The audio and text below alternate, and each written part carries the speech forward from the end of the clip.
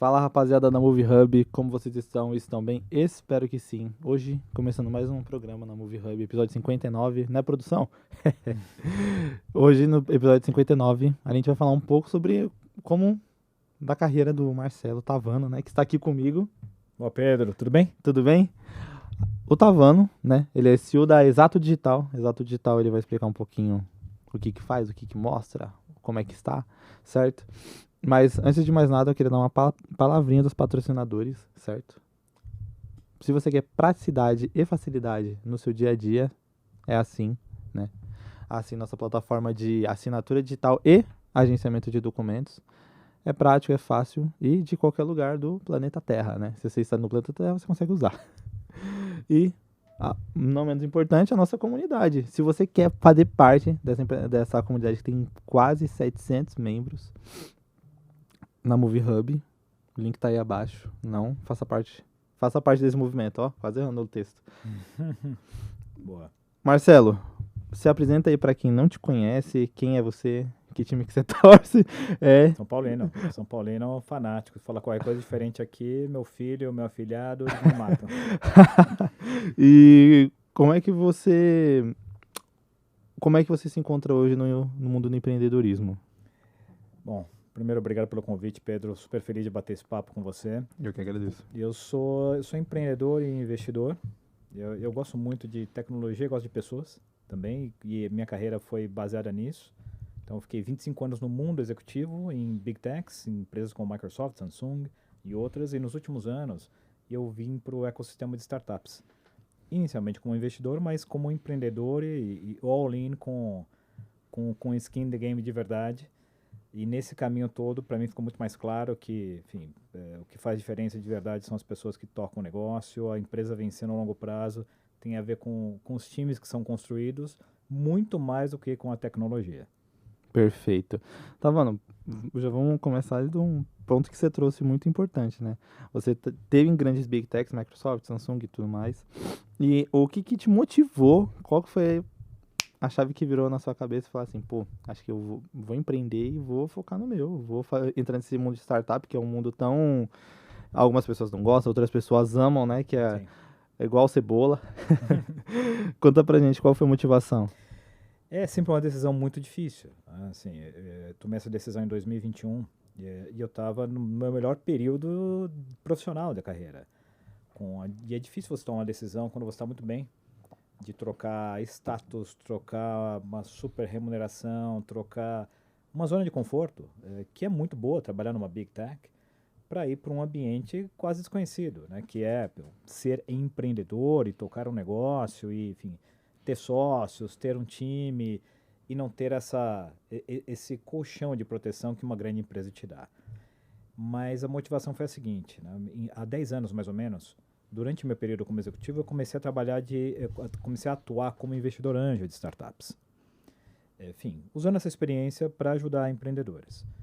Mas depois de algum tempo eu percebi, eu continuo fazendo isso, então tenho um grupo de empresas que eu investi, atuo num grupo de investidores anjos chamado BR Angels, então continuo fazendo isso com uma pequena parte do meu tempo. 95% do tempo é como empreendedor, porque, enfim, é algo muito desafiador, sem dúvida nenhuma. Mas eu percebi que ser um executivo e ter experiência e compartilhar essa experiência com uma startup não é suficiente. Né? Os riscos são muito desiguais. Se eu, como investidor anjo, invisto numa startup e essa startup dá errado, pô, é a vida desse empreendedor que está em jogo. E se essa startup der errado, eu vou ficar triste uma tarde. Então tem um desequilíbrio muito grande de riscos aqui. E aí eu decidi ir para a arena também e ter essa experiência e lidar de igual para igual com os empreendedores. Então hoje, quando eu tenho uma discussão com uma startup, com um empreendedor ou com um CEO de alguma outra empresa, os desafios são os mesmos. Tipo, eu também tenho metas a entregar, eu também tenho investimentos a captar, também tenho um plano estratégico que eu preciso fazer enquanto o resultado da semana precisa acontecer, tenho um time que eu preciso cuidar, enfim, eu tenho um board que eu preciso me reportar, da mesma forma que esse empreendedor. Então, o meu apoio para esses empreendedores aumentou muito. Porque agora a gente está na mesma arena, está com os mesmos desafios. Criou uma certa empatia, né? Você Total. consegue olhar você consegue analisar melhor o mercado também tendo inserido nele, correto? 100%. Eu sinto exatamente o que eles sentem. Eu também tenho o mesmo frio na barriga que eles têm. Eu também acordo durante a noite com os desafios que eles têm.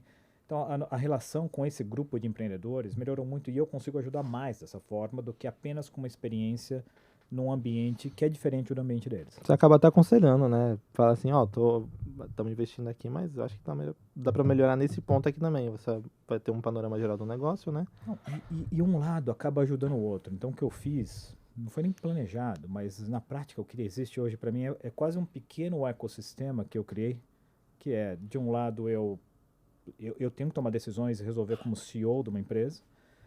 Eu estou no conselho de 3 startups, então eu tenho uma visão externa sobre isso, e eu sou investidor de outras. Então, no final, a conclusão que eu chego é, todo mundo está resolvendo os mesmos problemas. Exato. Eu faço isso sob ângulos diferentes. No final, uma coisa acaba ajudando o outro. Eu aprendo com algum problema que alguém resolveu, eu ajudo a resolver problemas que eu já enfrentei.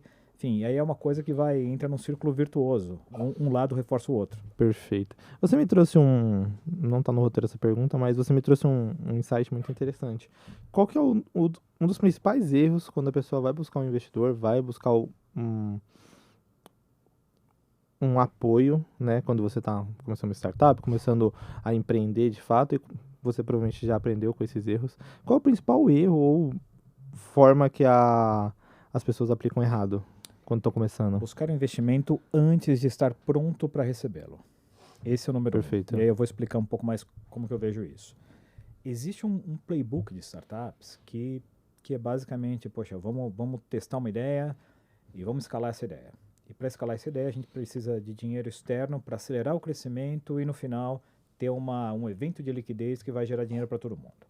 Esse é o playbook normal. O que acontece com algumas startups seguem esse playbook de uma forma prematura, que é de uma forma que ela não tem ainda uma validação real de mercado da demanda daquele produto que ela criou.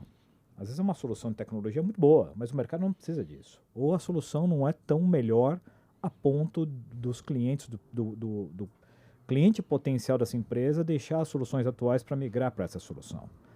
E aí você colocar dinheiro, colocar investimento num produto que ainda não tem esse nível de feedback do mercado validado, vai gerar mais problemas para essa startup. Porque ela vai aumentar o problema. Ela vai criar clientes insatisfeitos, vai ter churn, ou seja, clientes abandonando o produto, vai ter que investir mais para trazer novos clientes e entra num círculo muito ruim para todo mundo. Então, o que a gente sempre discute com as startups é vai no modelo bootstrap, ou seja, no autofinanciamento, o máximo de tempo possível, até ter um momento que o mercado chama de product market fit, né? Ou seja, uma adequação do produto à necessidade de mercado. Até que tem um momento que os clientes potenciais estejam batendo na sua porta pelo produto. Um cliente esteja indicando o outro ativamente, de tão bom que é o produto, de tão bem que ele resolveu aquele problema.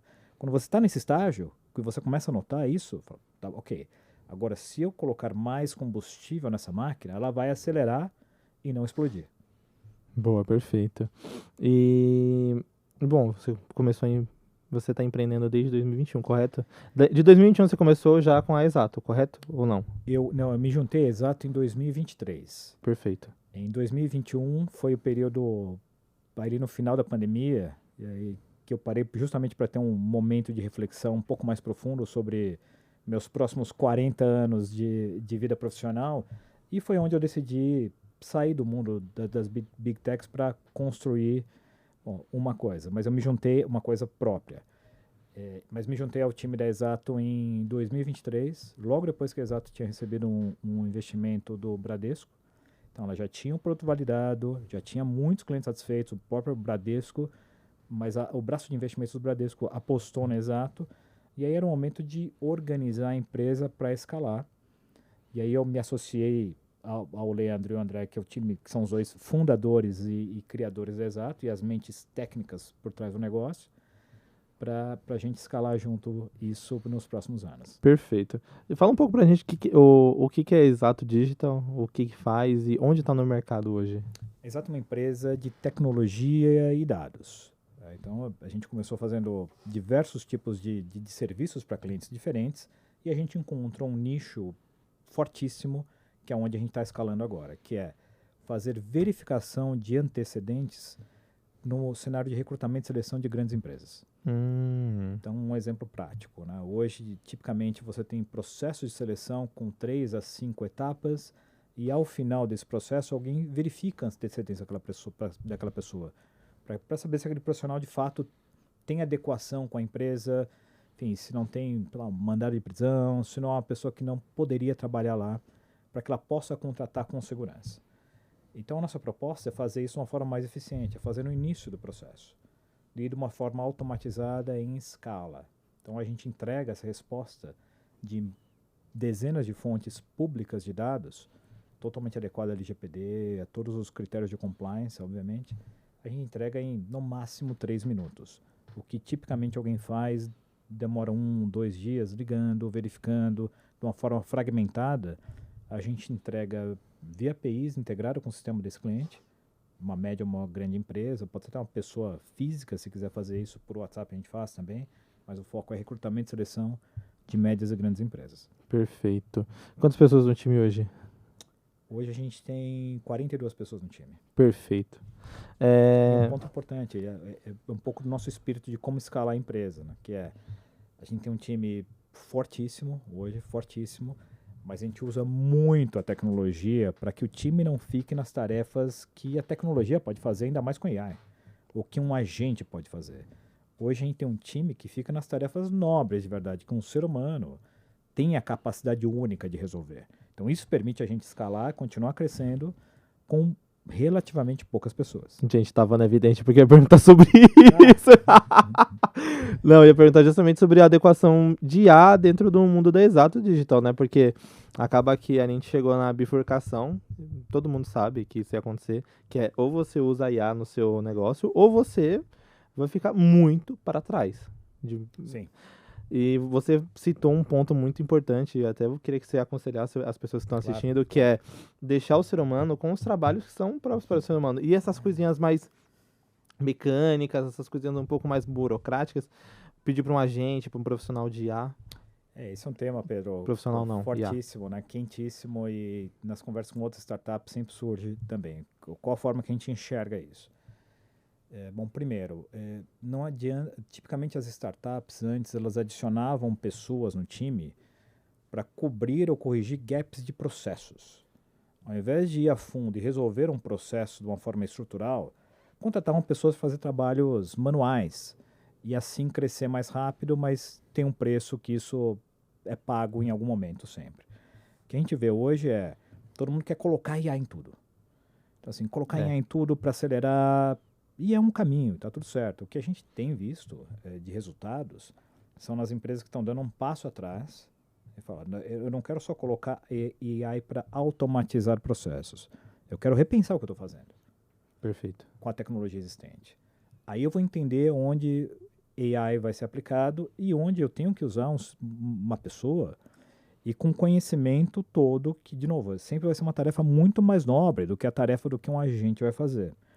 E uma forma que isso pode ser mais, eu diria, tangível, é você começar a pensar não numa área de recursos humanos, mas pensar numa área de recursos. Tem recursos. Para algumas tarefas, os recursos vão ser máquinas, vão ser agentes, vão ser recursos de tecnologia. Mas para outras tarefas, são pessoas que vão fazer a diferença nisso. Então você olha o todo e não só coloca uma camada de IA para automatizar coisas que você já tem. É um passo atrás, repensar e unificar, né?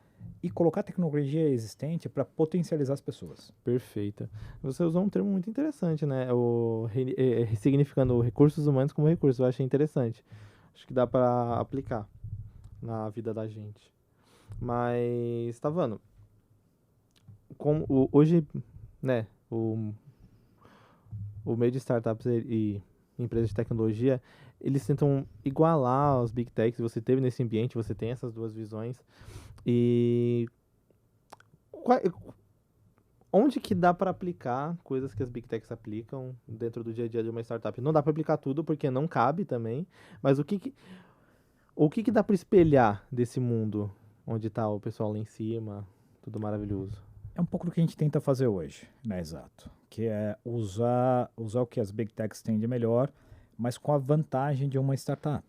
A vantagem de uma startup é A comunicação flui mais rápido, porque é um time menor. As decisões são tomadas de uma forma muito rápida e muito ágil, de novo, porque tem menos camadas burocráticas e hierárquicas, e a gente não tem nenhuma agenda paralela, que tipicamente numa grande empresa, cada líder, cada pessoa tem a agenda da empresa e a sua própria agenda como plano de carreira. Do tipo, eu quero tomar uma decisão que não necessariamente seja a melhor para a empresa. É uma decisão que vai me beneficiar no curto prazo, no médio e eventualmente no longo prazo para eu evoluir na carreira. Numa startup, você não deveria ter isso. Você deveria remover toda a parte política, ganha escala através da velocidade e pode testar coisas mais rápido. O que você traz, um pouco de Big Techs, é um mínimo da estrutura para que você possa escalar na direção certa. Então aqui você tem que ter alguma coisa, um mínimo de processos, um mínimo de governança, para que a coisa também não se perca e não perca o foco. Então o que eu colocaria é um pouco da governança das Big Techs de uma forma bem leve, garantiria que a empresa, do ponto de vista cultural, elimine qualquer tipo de politicagem e qualquer tipo de burocracia desnecessária para manter a velocidade conforme ela vai crescendo. Quando você tem uma equipe muito pequena, é muito simples fazer isso. O desafio, que é o desafio que a gente enfrenta também, é como você faz isso ao longo do tempo, enquanto você vai crescendo e trazendo pessoas novas. E a resposta que a gente encontrou para isso foi investindo muito tempo para trazer as novas pessoas do time com as características corretas. Então, para mim, aqui entra o aspecto cultural da empresa. Perfeito. E você já entra enquadrando para a próxima pergunta que eu ia fazer. A cultura da Exato Digital, né? O que você enxerga como, não a cultura adequada, mas a cultura adequada para, dependendo do momento da empresa. Porque a gente sabe que nem tudo é perene, nem tudo é eterno, né? Algumas coisas mudam no caminho. Qual que é a cultura que a Exato Digital aplica hoje e o que você poderia dar de conselho pessoal? Vou falar o que funciona para a gente. Bom, primeiro, que a cultura precisa ser sempre um conjunto de ações, não um conjunto de palavras. É muito simples uma empresa colocar lá as palavras, falar é assim que a gente é assim que a gente faz. Mas quando a coisa realmente aperta, é que você vê se a cultura está valendo ou não. Nossa cultura, ela começa com um princípio que é todo mundo é adulto. Então todo mundo tem responsabilidade, todo mundo tem uma autorresponsabilidade de fazer o que tem que ser feito. E não é executar necessariamente o que alguém pediu para executar, mas ter uma visão crítica sobre as coisas, ter transparência para ter debates, eliminar qualquer resquício de hierarquia travando negócios e burocracia, de novo, para que a gente possa mover rápido. Mas esses são os princípios. A gente tenta coisas diferentes, a gente tem essa possibilidade. As pessoas, a gente confia que as pessoas são autorresponsáveis para entregar o trabalho delas, então não existe microgerenciamento e nunca vai existir. As pessoas conseguem fazer as coisas da maneira correta, mas para isso você tem que ter um certo perfil de pessoas.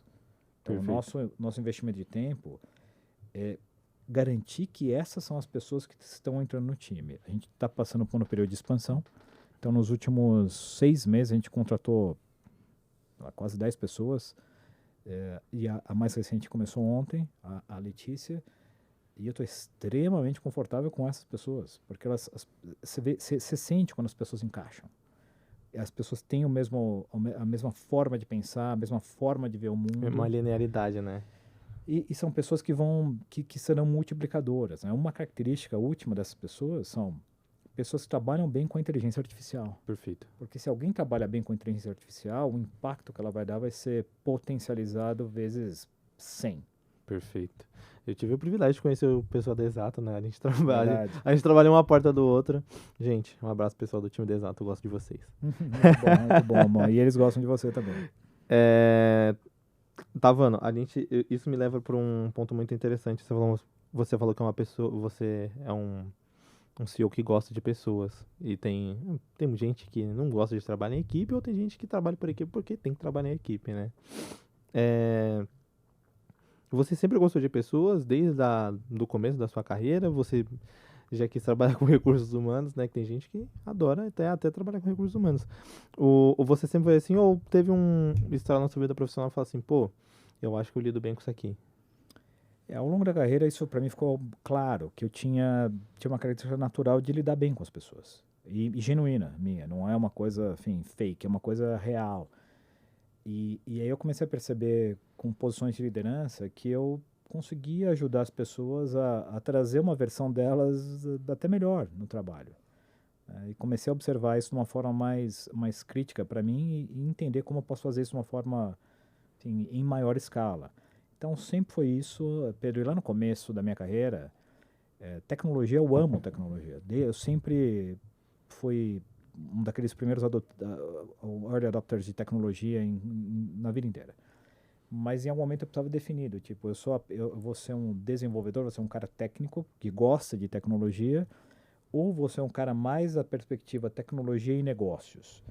E eu fui para esse caminho, justamente porque aqui tem o tech e tem as pessoas, que para mim é a combinação adequada. Por mais que eu me considere ser um cara introspectivo, eu gosto de interagir com as pessoas nessa perspectiva de tentar, enfim, criar algo diferente e entender quem é aquela pessoa para poder fazer até uma diferença na vida dessa pessoa ao longo do tempo. Perfeito, perfeito. Você trouxe até um detalhe da sua carreira que é até importante, acho, citar. Você sempre foi da área tech desde o começo da sua carreira? Sempre nessa intersecção de tecnologia e negócios. Enfim, minha primeira experiência profissional foi como professor de inglês, então não tem nada a ver com tecnologia nenhuma, mas foi o meu início. Primeira experiência séria, pós-faculdade, foi numa empresa chamada Plug-Use, que nem existe mais, foi no final dos anos 90, que foi o primeiro lugar do Brasil, foi o primeiro grande varejo focado em produtos de tecnologia no Brasil. Então, ou seja, ali tinha uma seleção de produtos, imagina como uma Best Buy no Brasil no final da década de 90.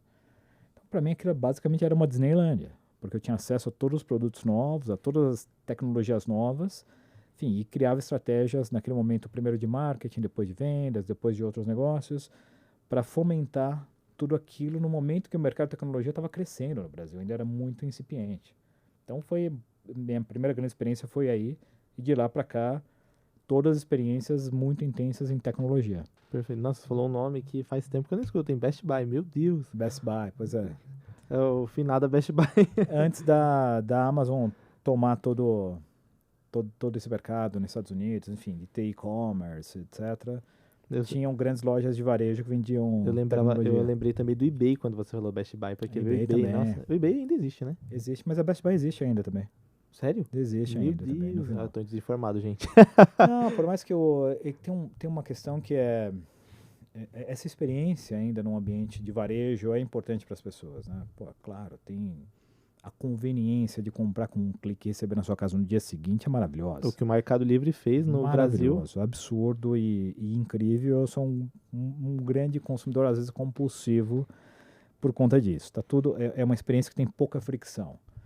Mas quando o ponto de venda consegue entregar alguma coisa adicional além do produto, poxa, também tem algo que as pessoas gostam enfim, por isso que a gente vê ainda lojas de varejo crescendo no Brasil e no mundo.